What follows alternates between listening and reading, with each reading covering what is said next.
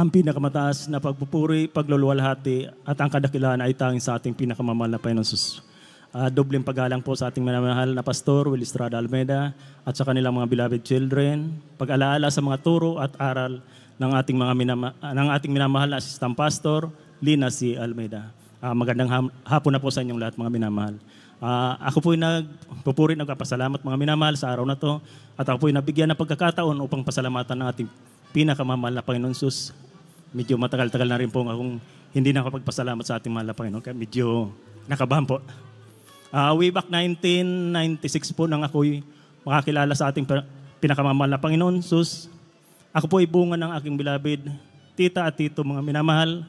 Ngunit sa tagal ng panahon na yun mga minamahal, ako'y nakakilala sa ating pinakamamahal na Panginoon Sus. Ako po ay napakaiksing panahon lang mga minamahal, ako'y nakapaglingkod sa Kanya. Dahil sa aking kabataan noon mga minamahal, sa aking pag-uwi sa probinsya mga minamahal, tuluyan po akong nawalay sa ating pinakamamahal na Panginoon Sus.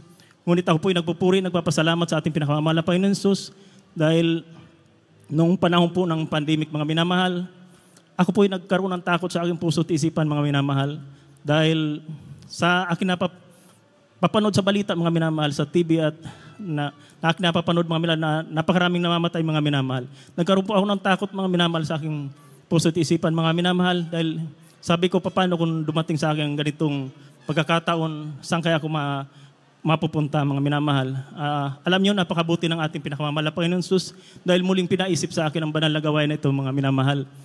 Sinearch po sa aking cellphone mga minamahal at pinakinggan ko yung preaching ng ating beloved pastor mga minamahal at yung po araw-gabi mga minamahal, yun ang aking pinapakinggan at mga papuring awitin.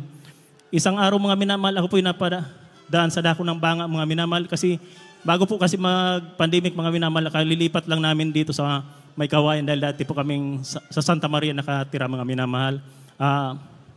Kaya pala mga minamahal, kami nililipat dito dahil ibabalik ako ng ating pinakamamahal na Panginoon dito sa kanyang banal na gawain mga minamahal. Yun nga mga minamahal, linggo po noon napadaan po ako sa dako ng banga mga minamahal. Nagtanong po ako doon nagbabantay po doon na barangay Tanod po ata yun, kung may gawain dito ang Jesus Miracle Crusade.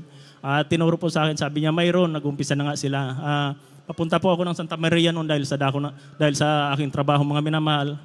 Pagbalik ko po mga alas 11 ng tanghali na po yun. Ako po ipapasok na ngunit hindi na po ako nakapasok mga minamahal dahil patapos na po pala yung unang sesyon ng mga minamahal. Nung alauna ng mga minamahal, ako po pinapasok na at alam niyo mga minamahal, ako yung galak na galak dahil parang na-miss ko mga minamahal yung pagpupuri sa ating pinakamamahal na Panginoon Sus. Nung natapos ang gawain mga minamahal, sa aking pag-uwi, tinanong ako ng aking beloved wife kung saan akong galing. Sabi ko sa banal na gawain. Sabi niya, saan yun? Sabi ko, dito lang, malapit lang sa atin, sa banga lang.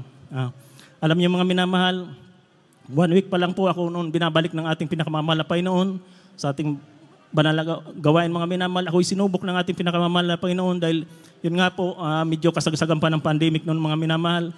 Ako po'y nawala ng panglasa, nawalan ako ng pangamoy. Wala po akong ganang kumain mga minamahal. Sabi ko ito ang sintomas ng COVID mga minamahal. Nasa Makati po kasi yung project namin noon mga minamahal. Ngunit ako'y nagtiwala sa ating pinakamamahal na Panginoon dahil sa napapakinggan ko mga patuturi ito mga minamahal na sila'y nagtitiwala sa ating pinakamamahal na Panginoon Sus. Nagpupuri lang at sila'y pinagagaling natin pinakamamahal na Panginoon Sus. Ganon nga ang ginawa ko mga minamahal. Umaga at gabi mga minamahal bago ako matulog dahil stayin po ako sa aking trabaho mga minamahal. Yun po, mga ilang araw lang mga minamahal, pinagaling na ako ng ating pinakamamahal na Panginoon Sus. Praise the Lord. Hallelujah. At ang aking beloved wife, mga minamahal, nung nadala ko po siya sa gawain na ito, dati po siyang may hika, mga minamahal. Ngunit nung nabautismohan siya, mga minamahal, sa dako ng banga, mga minamahal, sa sulok pa tayo, mga minamahal. Mula noon hanggang ngayon, mga minamahal, hindi na binalik ang kanyang hika. Kaya lubos ako nagpapasalamat sa ating pinakamamahal na Panginoon Sus. Pasalamatan ko rin mga pinakamamahal na Panginoon Sus dahil sa aking beloved son na ginagamit na rin po dito sa bilang children's choir mga minamahal at sa karunungan na pinagkakalob niya ng ating pinakamamahal na Panginoon sa aking beloved son. Marami pong salamat mahal na Panginoon. Maging sa akin man mga minamahal sa araw-araw kong pagtatrabaho. Maraming salamat sa kalakasan, sa pag-iingat.